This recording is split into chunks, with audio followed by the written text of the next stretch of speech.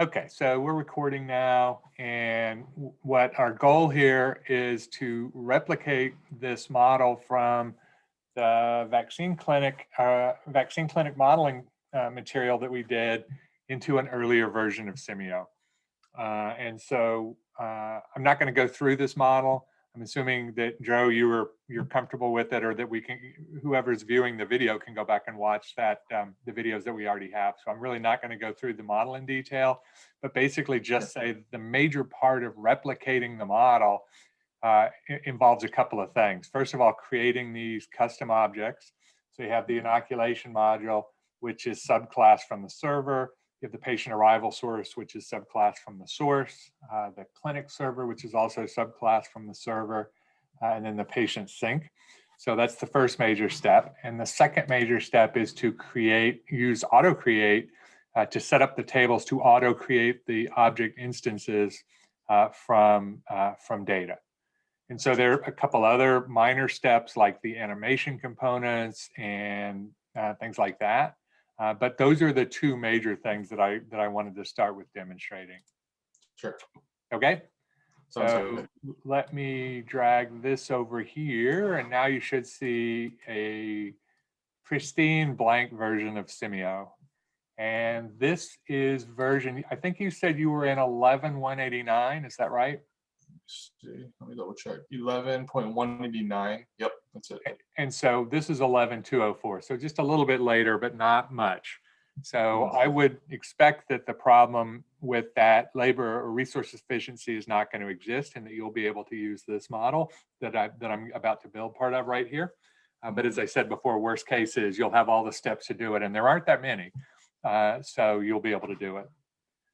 The other thing I'm going to say before I start building this is I've built this model several times. So I ran into some problems myself, and so I had to rebuild it 2 different times, more or less from scratch. So it's a well-developed model. And so the steps that I'm about to show you, this would not be the sequence of things that you would do if you were starting from scratch. There'd be a little bit more trial and error. You would try to think of things, and you would try and go back and all of that. Well, I don't need to do all that because I've already done this a couple of times. So just kind of keep that in mind as I show you the steps that we're going to do.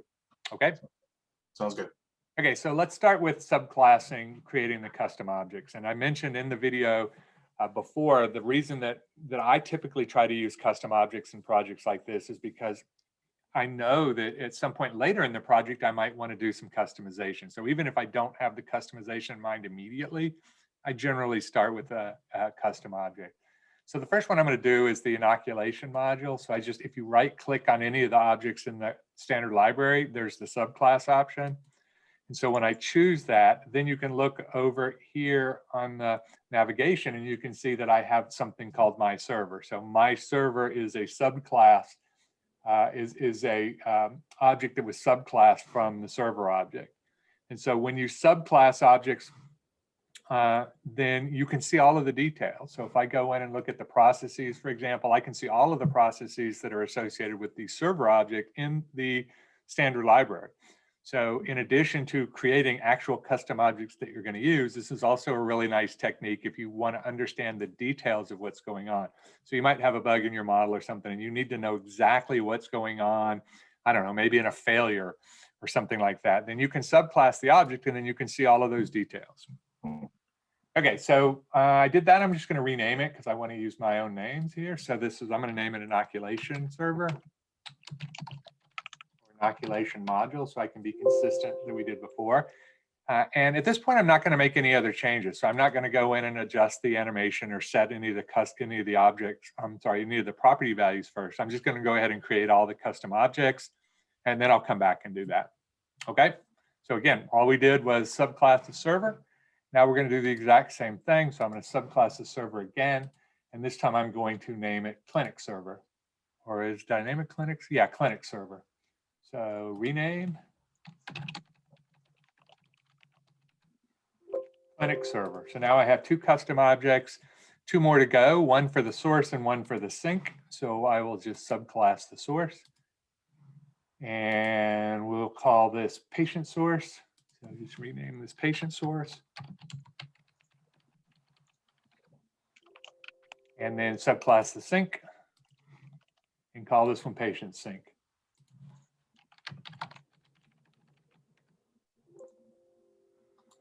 Okay, that process makes sense. So I just now created 4 custom objects and I haven't changed their behavior at all. So if I were to, in my model, use a inoculation module or a client, a clinic server, they would behave exactly like servers do in the standard library.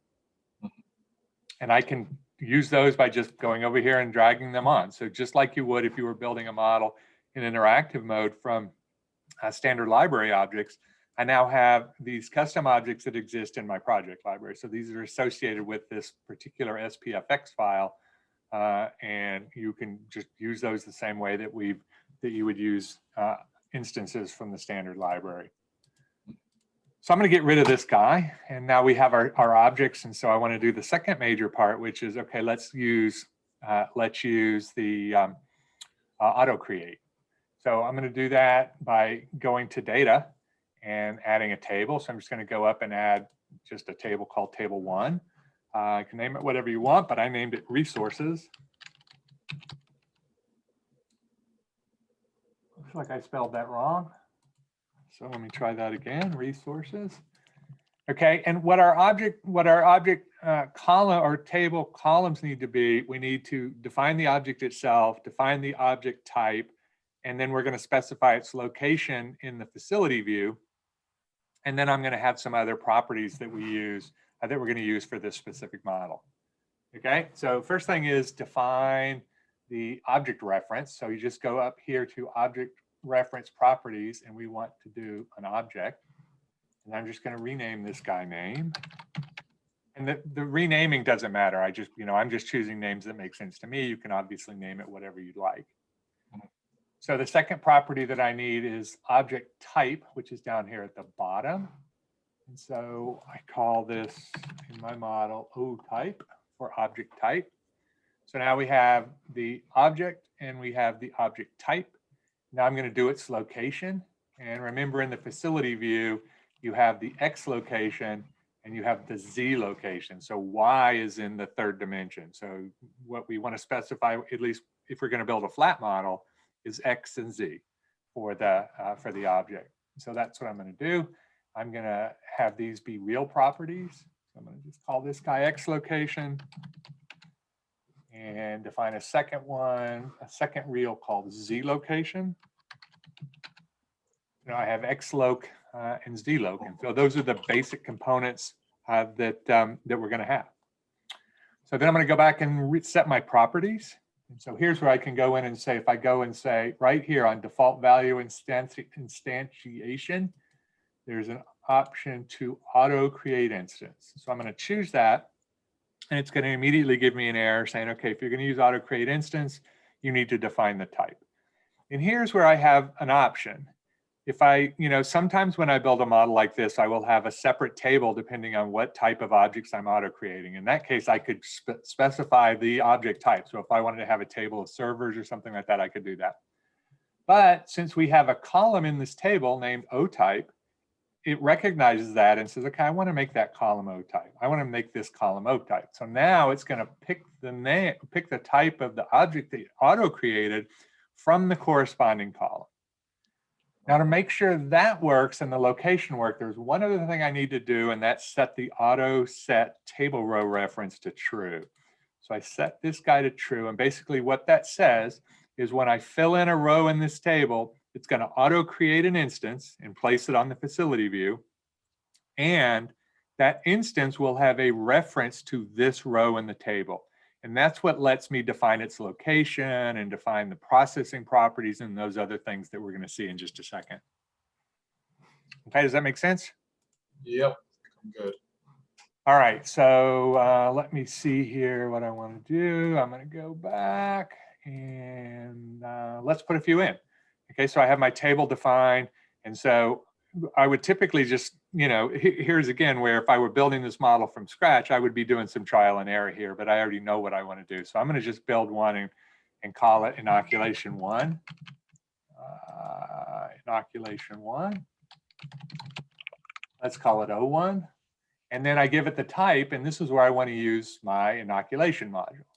So I'm saying, okay, hey, create one of these guys, name it inoculation 01, and make it of type inoculation module. And we'll just leave X and, oh, I haven't set X and Z. So let me show you what happens. If I do that, it created it, right? But it's not, we haven't yet tied the location. So if I go back, I haven't updated its location yet, okay? Does that make sense? That's because nowhere when I said auto create did I say, hey, use these two columns to do its location. Yeah. So I'm going to show one other thing here because I need to do this, is I typically work with Excel a lot because I find Excel tables easier to deal with than Simio tables. So I'm going to just cut this guy or copy it and paste it into Excel because I want to recreate it. So I'm just going to do cut and paste, and I just pasted it into. I just pasted that table. Yeah, that's not what I meant to do. Let's just make this guy a little wider. Yeah, I just pasted it into Excel so I can use that in just a second. Okay, so I'm going to go here and I'm going to delete this guy. And if I delete the row, go back to my facility view, now the object's gone. So auto create not only auto creates, but it ties the existence of that instance to the table row. So when I delete the table row, it deletes the instance also. So I'm going to go back and then I'm going to go over here to initial object offset. And here's where it defines that X, Y, and Z location for the object. Okay, so remember when you're dealing with the facility view, everything is in Cartesian space. You can get the actual measurement here. It's probably hard to see in the zoom, but this is, you know, minus 10 meters and 0 and 10 meters. So you just have the coordinate system, and X is X. And in this case, the up and down is Z and not Y, as I said before. So what I want to do if I place an object, I want to specify, hey, read these values from the table. So I'm going to go over to my properties and just type xloc, the column name, and zloc. And so because I have the table auto set table row reference, the instance that I create will then be tied, its location will be tied to whatever those table values are. Okay, does that make sense? Okay, so now I'm going to paste these values back in. And if you don't use cut and paste from Excel a lot, there's one little trick you have to keep in mind, is that to do this, I've already copied it to the clipboard from Excel, is I have to select this cell and then hit escape. And if you forget the escape, it doesn't work. And it's really frustrating. So you got to select the cell where you want to start the paste. Then you have to escape and then go ahead and paste from the clipboard. So now when I go back to my facility view, there's inoculation module 01. And when I move it and I go back to my table, you can see that the X and Z location have been updated. So there's that two-way communication between the object instance and the table. Okay. Yeah. Okay, so now I would do essentially the same thing for all of the objects that I have, okay, in my model. So I could go over and say, okay, well, I'm gonna delete this guy first and just kind of reconstruct it. And so, you know, what I could do here is say, okay, well, let's you know, copy this. You know, if I want 5 modules, I just do it in Excel, right? And then I can go back and let's just copy these to the clipboard. And let's go back here and paste them in. And now I have my 5 modules, and I can then place them, you know, whatever layout I want, I would place them, you know, I would place them in the layout or however I want them to align. And then I can go back here and there they all are, right? So it's done the location for me. And then I can just copy this, you know, copy it to the clipboard and then back into Excel. And now I have my data in Simio and in Excel.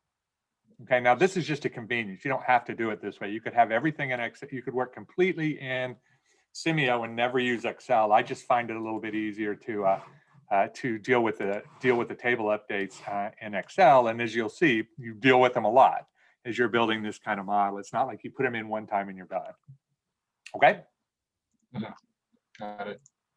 Okay, so I would do the exact same thing with the source and the sink and everything that you want to do to build your model, right? So you'd have the source, the patient source and the patient sink and so on. And then in my model, the one that I showed in the video, you know, we also have the check-in table and all of that stuff are there, but you would follow the exact same process. Instead of having an inoculation module, you would have a clinic server. And instead of having a source, you know, you would have the patient source, but it would be basically just fill it in this table and it will auto create it.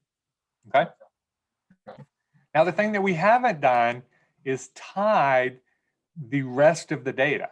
So when you talk about the inoculation module, there are a couple things that we need to be able to specify. We need to be able to specify the processing time, because that's something you want to experiment with. And you need to be able to specify the capacity, because that's also something you want to experiment with. You know, and so what I want to be able to do, and I could do, so again, let me back up and say, I could go in here and say, okay, let's go here and let's just specify the time here. Let's go make this the time that I want.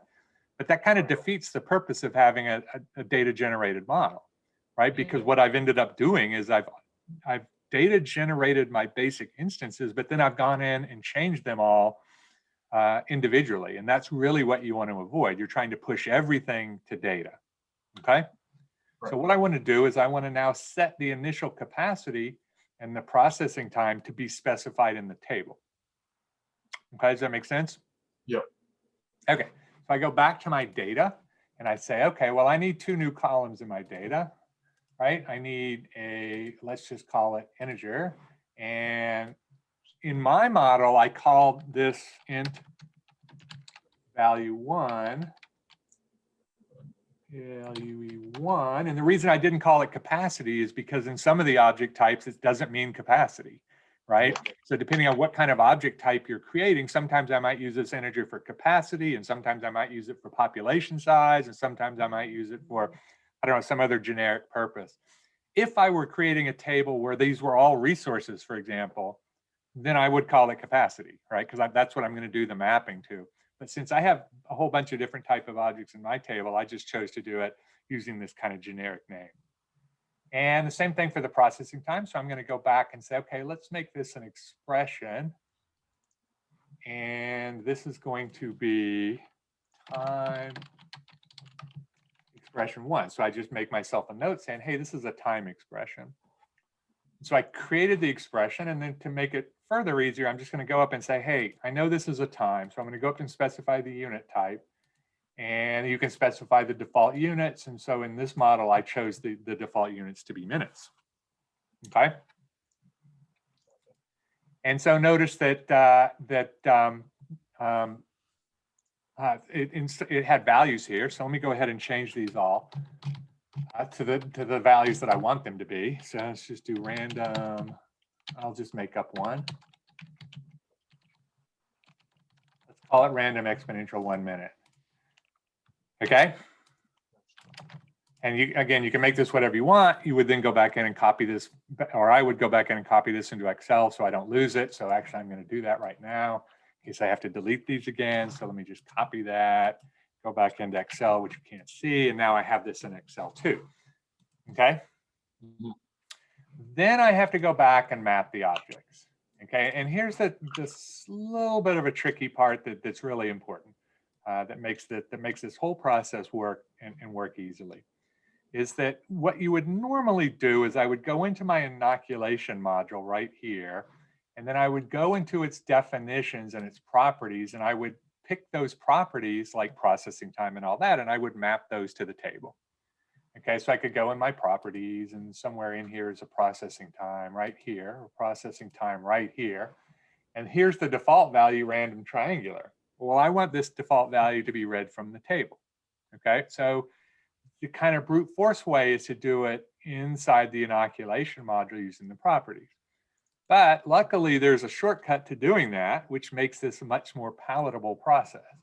I'm going to go to my inoculation module, and I'm just going to go set this to my 2 values. So this is, you know, I'll use the expression builder here so you can see it. So this is resources int value 1. And so you can see it has the little green arrow, means this is a reference. So this is the reference to this, this table column, okay? And because I have the auto set table row reference, whatever value I put in this row will apply to this instance, And then I do the exact same thing with the process time. So we're going to do resources.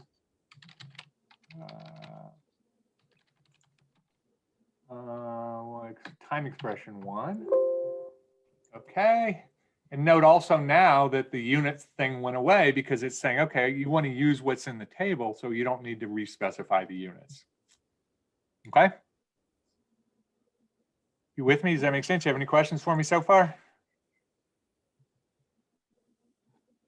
I think I'm good. I think I accidentally created these this data in the patient sync. Okay, that's not good. But I think I'm good. Yeah, I think one thing I'm not in the model itself. You might want to try to do is not try to follow along coding. You might want to just kind of watch and absorb, because I'll put the video where you can see it. And you can go back and watch step by step, as slow as you want. Yeah. Because Gotcha. Yeah. I've heard from people that I talk a little fast and tend to go fast. So sorry about that. No, I think I'm good. I think I'm good. Okay, so now that we have this defined for here, for this one, when I go to inoculation 2, well, it's still 1 and random triangular. And when I go to 3, it's still 1 and random triangular. And if I were to just drag another one out here, you can see that those default values are still the same. So in effect, what I've done here is I have set the property values for this specific object instance. But if I right click on this, there's an option right down here that says update inoculation module property defaults from this. And what that does when you choose it is it takes away that arduous process of going back to the object definition, finding each individual property and updating it. It just says, hey, take this instance that he has, and wherever he has changed any property, go back and make that the default. And so now when I go to inoculation 2, its defaults have changed 3, 4, 5, and more importantly, all new ones. Now that is the default. Oh, nice. And then another couple things that we have to do for this particular model is, in my model, I have the buffer logic set to, I don't want to have buffers. So I set the 2 buffers to 0 because I want the entities to block at the previous location, and I also, if the next destination is unavailable, I want it to block also. So I set that to 0. Okay, and so now one other thing that I'll do right now is we use a sequence, a part sequence to route entities. So in order to do that, again, I have to use the output node and then change its entity destination type to by sequence. Right, and so now what I have is, let's see, where's by sequence on top here. And so now again, I have my defaults that I reset here, but now I have some custom changes that were made. So now these just apply to this one instance, right? So if I go look at this one, its buffers are not 0. And when I look at its output node, its entity destination type is not by sequence, it's still continue. So I have to then right click and say, again, update inoculation module properties from this, and it follows that same process. It says, hey, go find all the ones that he's changed and make those the new defaults. And so now when I go, say, to inoculation 3 and look at its buffer logic, 0 is now the new default. If I go look at its output, then it's by sequence. Okay, and so this is really kind of the powerful part here, is that, I create them from using AutoCreate, but then once I have the table created, I can then set the property defaults and I can update those as I go. So in your model, depending on what you're doing in your model, if you decide, hey, I need another time property, or I need a float or a real property or something else, you can always go back in and add it to the table and then go update, update the custom object. Okay. Yep, I think I did have a question in the data tab.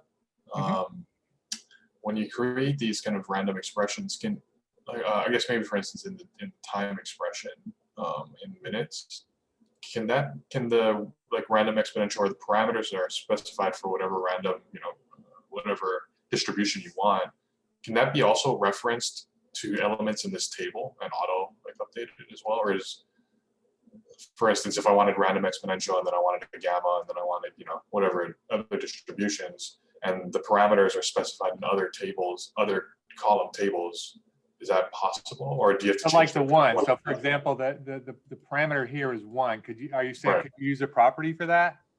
Yeah, I could use it to like a table, yeah, property for that, I guess. Yeah. Yeah, I think so. Let's give it a try. So to do that, if I wanted to say do an experiment, let's say that you wanted to, in your experiment, have the mean of the exponential distribution be a control.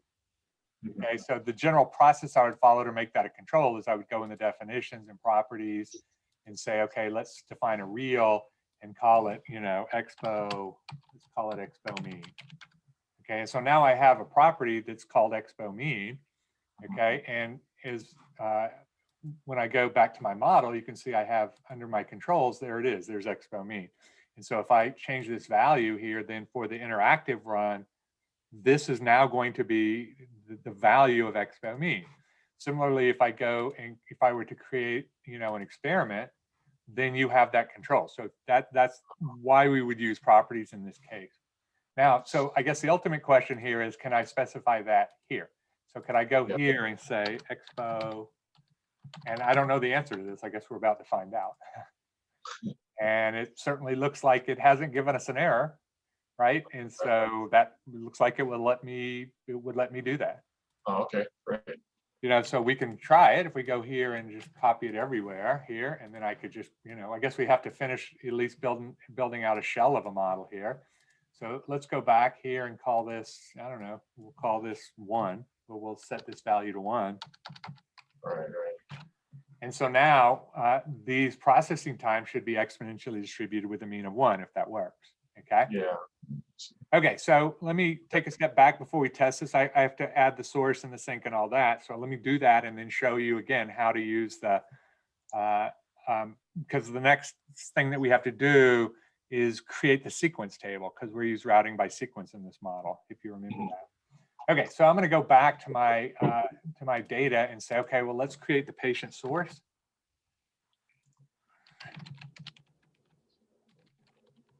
And this is a patient source type object. I don't know if I can name it the same thing as a patient type, but we'll find out. Yeah, looks like it let me.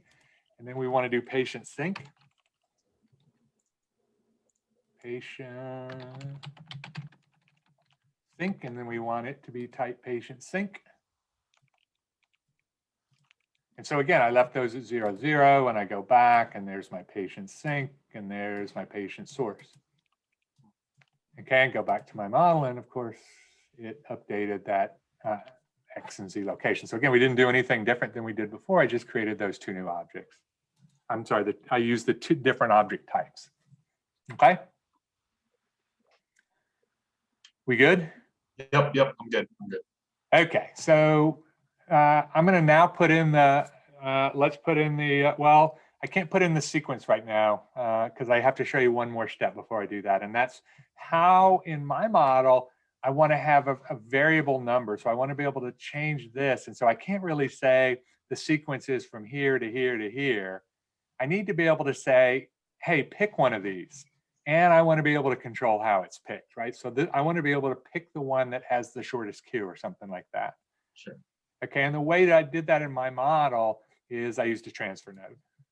Okay, and I talked about this in the original video that I could put this transfer, I could put this transfer node here in the table. And my original design actually had this, but I ended up taking it out because I wanted to do some customization of the transfer node and I didn't want to deal with having to add all of the components to the table. So in my original model that you saw in the video, you'll see that this was a created or it was a static object. So if I go in here and say, okay, hey, let's delete all these guys, right? Everything gets deleted except, hey, that transfer node's still there because it's not, it's not created by data.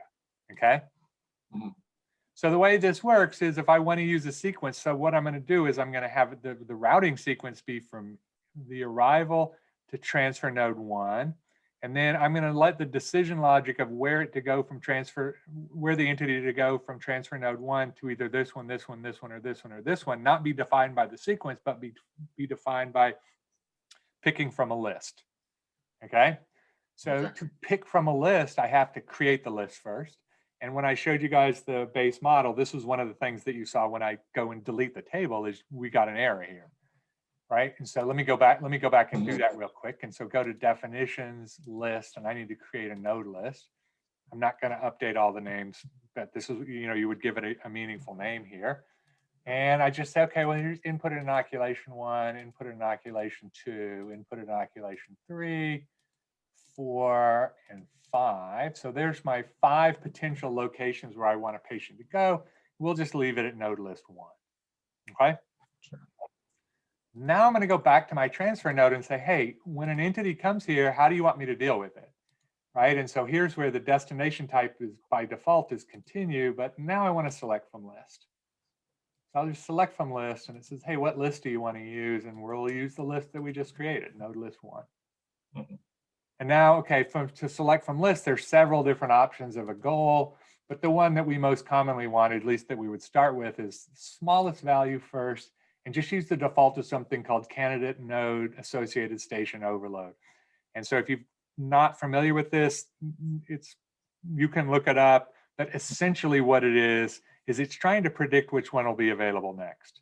And so it says, okay, well, here's a node input at inoculation 1. Well, its associated station is the processing station here. And so what overload means is take the number of entities that are there, minus the capacity, minus the number that are sent there. And then the smallest value of that is probably going to be the one that's available next. Okay, so again, if you're not familiar with that, look it up in the help, because it's more detailed than I want to go involved in this Sure. video, but just be aware that what it's doing is it's selecting one. Think of it as the shortest queue. Okay. And so it's going to do that for me. Okay. So that's going to happen right here. Okay. Okay. All right. So now I have my patient source, and I wanted entities to go here, and then it'll select one. And then from these guys, I want it to go to the sink. And remember, we set the defaults for my patient, for my inoculation module to be by sequence. So that's already pre-done.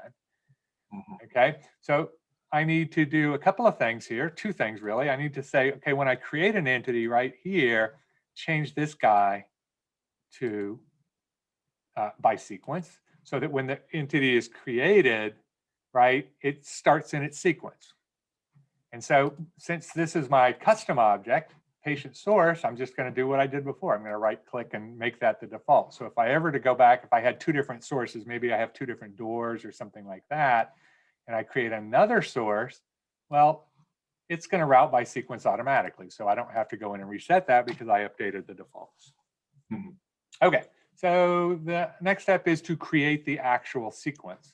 So to do that, I'm going to add my model entity, right? And I'm going to call this guy, I think in my model before I called this patient. So let's do it. Let's replicate that.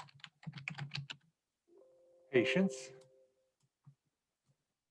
And one of the options when you create an entity is this initial sequence. Okay, so I'm going to go back in my data and define that. So now I'm going to do a table, and there's an option right here when you do table for add a sequence table. Mm-hmm. Okay, and when you do that, what it does is it just creates one column for you called a sequence destination property. So you don't have to use that shortcut. I could just create a default table, which is empty, and then I could add the property, and there's a sequence destination property right here. So if I chose to do it and not use a shortcut, I could easily do it. Mm-hmm. And so now I can define this as, let's name this guy patient sequence. I can name the table patient sequence. And where I want it to go is first to my transfer node 1. And what's going to happen is when it's created, when the entity is created and it hits this output node and says by sequence, it's going to say, oh, okay, let's go to the first element in the sequence. And the first one is the transfer node. Then when it gets to the transfer node, the distribution logic here, or the this entity destination type is going to then route it to its next location. So in my sequence, the next time I'm going to hit a sequence is going to be either at this one or this one or this one, wherever it's chosen, in which case in my little simple model here, I'm just going to say, okay, let's throw this away. Okay, let's go to the sink. In the real model, of course, you would then go to the observation and all of that stuff that you saw in the video. But for the simple one, I'm just going to say, hey, let's go to the sink now. So input a patient sink. So that's our whole sequence. Again, in the real model, you have a couple other steps, and depending on the clinic that you're doing, you might have even more steps. But in this really simple one, all I'm going to do is say, create it, send it here, let the transfer node decide where to go, and when it gets done processing, let's go out the sink. Okay. So I define the sequence table called patient sequence. Now I can go back to my patients and say, hey, let's use this new sequence that I just created called patient sequence. Okay. Got it. And then we're going to, let's see here. See what else I need to do. I can't remember what else I need to do here. So let's just give this a try. So now we have patients, and we'll just create arrivals from we'll just use the default here that we have now. And I guess we can just run and see what happens. So we're creating entities and they're getting routed, and so you can see that they're going to the one that's going to be available next, hopefully. And so you can see that our routing is all working. They're going from the source to the transfer node. And then going to the patient sink. Okay. Yep. And now, so the question that we asked way back that we kind of is whether this expo mean works, right? Does this actually work for our data? So let's try it. I mean, let's go in and just make something big, right? So let's just make an expo mean of 10 and see if it bogs down, which it should, because we shouldn't be able to handle that kind of arrival rate. We got a nominal arrival rate, and now the processing times we've just increased by a factor of 10. So so now you see some queuing here. You can't see the queue because there's no queue, but you can see them all going into the transfer node. Yeah. And so you can see that it is adhering, the processing time parameters are picking up from that property. Yeah, right. So to answer your question that you asked that I said I didn't know the answer to, yes, it appears that I can use properties to specify those parameters. And so I could also use table columns and all that kind of stuff also. Gotcha. Okay, cool. Okay. Yep.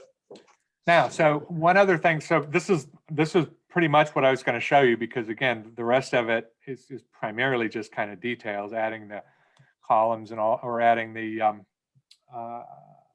locations and some of the other columns and the other parts of the patient sequence, so that they go to check-in and then they go to observation and all that kind of stuff. But I think there's enough here from the steps that you're just going to replicate the steps that you've already seen. But the one thing that I do want to show you, because this is kind of important, is that when you want to update the animation, you have to be a little bit careful, because if I were to go in and change this inoculation module object and change its logic somehow, so if I go in and change the processes and all that, it immediately updates all of the ones that are in all of the instances that are in the base model. So if I change its behavior, you don't need to do anything. It will immediately update it. The animation sometimes is not quite that straightforward, because the animation objects, what Simio supports is me customizing this one. And so then I don't want to necessarily inherit the default one. Okay, you understand what I'm saying? Yeah. So if I go in my inoculation module, for example, and then go to definitions and external, so I want to change what this looks like and just kind of delete this guy. Let's just add something simple here. I'll just add a rectangle here. So instead of having that box, that standard box shape, I just add that. And since we know that we have no buffers, I'm going to get rid of those things. Because I know I'm dealing with people, I'm going to make this a point queue. And so let me just sort of make this look like our module, our a table or something where you would have in a clinic, right? So I just go in and change its behavior. I just change its look like that. Okay, and so you can look at this in 3D and see what it looks like if I wanted to make a 3D, which I had the table object in the one I showed you guys, but I'm not going to do that right now. Sure. Then I go back to my model and you see it's sort of updated. So now we have the color, right? But the nodes are still in the same location as they were before. The input and output buffer queues are still there. This is not a point queue, right? So some of the things updated, but some didn't, because it wants to support that customization. So here's where it's really beneficial to have this stuff in table form. Because so what I'm going to do is I'm just going to delete all this stuff. And then I go back in and I say, okay, well, now everything's gone. well, I'm sorry, the inoculation modules are gone. Our patient's still there, our transfer node's still there, right? And now we have an error here on our node list because those input nodes don't exist anymore. Sure. Okay, but I'm going to go back in and paste them in. Okay, my errors went away because now my list is perfectly valid again because I have the input nodes. And now when I go back, the animation is updated. Oh, interesting. Okay, so that's you can see hopefully why I go back and forth from Excel, because when you're doing this interactively, if you don't know in advance what you're going to do, I tend to a lot of times, hey, let's delete all the objects and then repaste them in so that I can change the animation or change something else about them. And so working in Excel makes that process just a little bit easier for me. Gotcha. Okay. Yeah, that makes sense. So anyway, what I planned for today, that's about it. I was hoping that would at least get you started in doing it. And then you could go back in and add the other parts of the process.